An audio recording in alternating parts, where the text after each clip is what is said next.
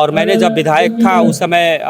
विधानसभा में भी मुद्दा उठाया था, कम से कम प्राइमरी सेशन में एक सब्जेक्ट हो ताकि बोडो भाषा को प्रोत्साहन मिले। तो निश्चित रूप से आने वाला समय में मैं जो अपने केंद्रीय शिक्षा मंत्री धर्मेंद्र प्रधान जी हैं उनको लिखित रूप से मैं बोलूँगा कि जब पूरा देश में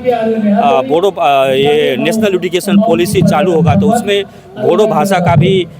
एक सब्जेक्ट हो, इसके लिए मैं लिखित रूप से जानकारी मैंने उनको दूंगा। और ये केवल लिख करके देना है बड़ा बात नहीं, उनको मैं फॉलो अप भी करूंगा का स्टैच्यू बने। साथ ही साथ और जो हमारे